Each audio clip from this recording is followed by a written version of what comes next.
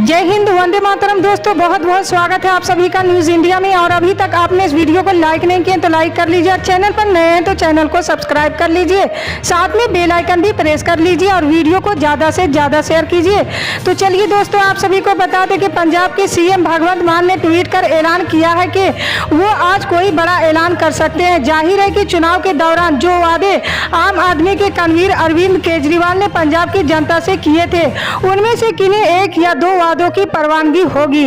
अगर सबसे बड़े वादों की बात किए गए तो आम आदमी ने पंजाब में 18 साल या उससे ऊपर की उम्र की महिलाओं को हर महीने 1000 रुपये की वित्तीय सहायता देने का वादा किया है। इसके अलावा जिसे जनता को बड़ी राहत मिलेगी उसमें 300 यूनिट तक राज्य में बिजली फ्री करना भी शामिल है। आम आदमी का पहला वादा पंजाब में 16,000 मोहल्ला क्लिनिक स्थापित करने का था, जहां लोगों को मुफ्त इलाज मिलेगा।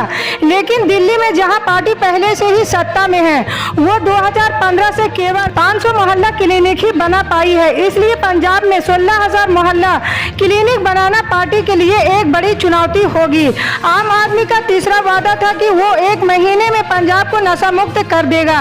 इसके लिए सरकार को पुलिस विभाग पर अपना खर्च बढ़ाना होगा। लेकिन अगर सरकार ऐसा करती है तो उनके लिए 18 साल से ऊपर की महिलाओं को हर महीने 1000 रुपये देना मुश्किल होगा।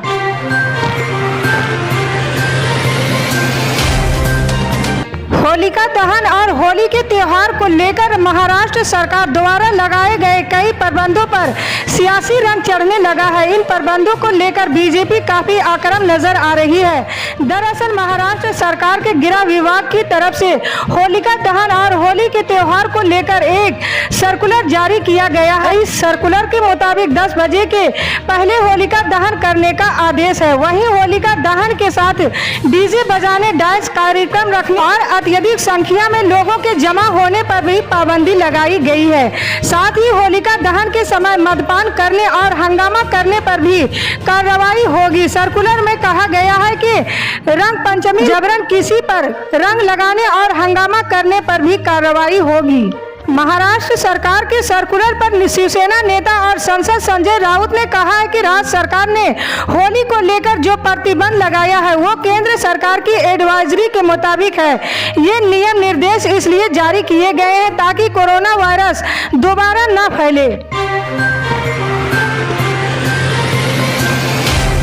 होली के मद्देनजर लखनऊ की मस्जिदों में जुमे की नमाज का वक्त बदला गया है।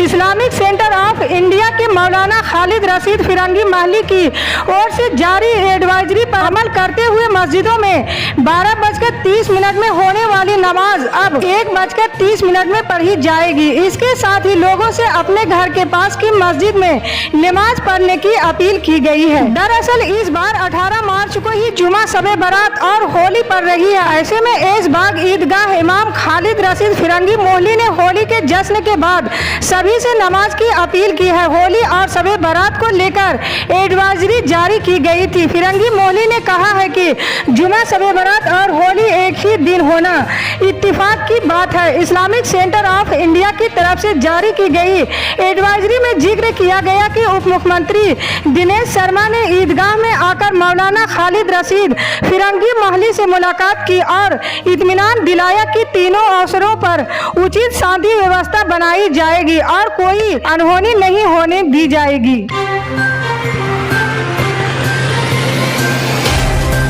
कांग्रेस के वरिष्ठ नेता और हरियाणा के पूर्व मुख्यमंत्री भूपेंद्र सिंह हुड्डा ने गुरुवार को पार्टी के पूर्व अध्यक्ष राहुल गांधी से दिल्ली में मुलाकात की है। माना जा रहा है इस दौरान दोनों नेताओं में हरियाणा के नए प्रदेश अध्यक्ष की नियुक्ति को लेकर चर्चा हुई है। दरअसल भूपेंद्र सिंह हुड्डा को कांग्रेस अपने असंतुष्ट नेताओं के समूह जिताई से अलग रखना चाहती है। इसके लिए पार्टी उनके बेटे और राज्यसभा सांसद दीपेंद्र सिंह हुड्डा को हरियाणा कांग्रेस का प्रमुख बना सकती है। हरियाणा के पूर्व मुख्यमंत्री भूपेश सिंह हुड्डा गुरुवार को राहुल गांधी से मुलाकात करने के बाद जिताई समूह में शामिल कांग्रेस नेता गुलाम नबी आजाद से मुलाकात करने उनके घर भी गए हैं। वहीं हुड्डा कांग्रेस आलाकमान से पिछले कई दिनों से राज्य की मौजूदा पार्टी प्रमुख कुमारी शैलजा को पद से हटाने की मांग कर रहे हैं। दोनों नेताओं के बीच पिछले कुछ समय से गहमा गहमी देखने को मिल रही है। ऐसा संगठन के कब्जे को लेकर माना जा रहा है कि हरियाणा में अगले चुनाव से पहले कांग्रेस चाहती है कि राज्य में पार्टी के अंदरूनी गुटबाजी को खत्म किया जाए और सभी मसले सुलझाया जाए। अभी भूपेंद्र सिंह हुड्डा कांग्रेस के असंतुष्ट नेताओं के साथ है। उनके समूह को जीत आइस कहा जा रहा है। इन नेताओं ने पहले सोनिया गांधी को पत्र लिखकर कांग्रेस में संगठनात्मक बदलाव की सिफारिश की थी।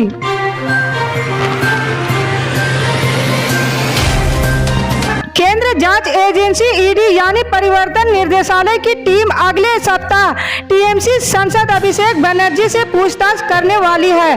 पूछताछ करने के लिए ईडी द्वारा एक नया नोटिस भेज दिया गया है।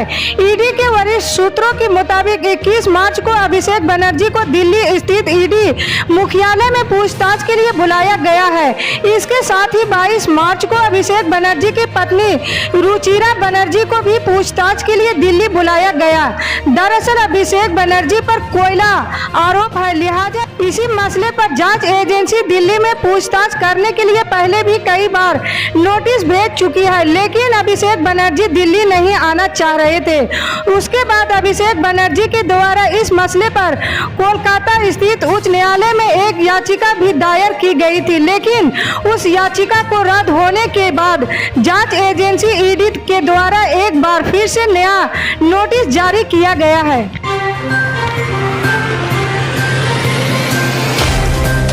उत्तर प्रदेश के विधानसभा चुनाव में हार के बाद समाजवादी पार्टी के राष्ट्रीय अध्यक्ष अखिलेश यादव की पहली होली का कार्यक्रम सेवई में होगा। वैसे तो प्रत्येक होली पर समाजवादी परिवार एक साथ इकट्ठा होता है और कार्यकर्ताओं के साथ होली खेलता है, लेकिन इस बार सभी पूरे जोश और उत्साह को दिखाते हुए महोत्सव पंडाल में होली खेलेंगे। इससे पहले समाजवादी पार्टी के मुखिया अखिलेश यादव के घर पर होली खेलने का कार्यक्रम होता था। घर के ग्राउंड में टेंट लगा था और वहीं पर फूलों की होली खेली जाती थी। परिवार के सदस्य एकत्रित होते थे, लेकिन इस बार भारी भीड़ जुटने की संभावना है क्योंकि विधानसभा में गठबंधन को 125 सीटें मिली है।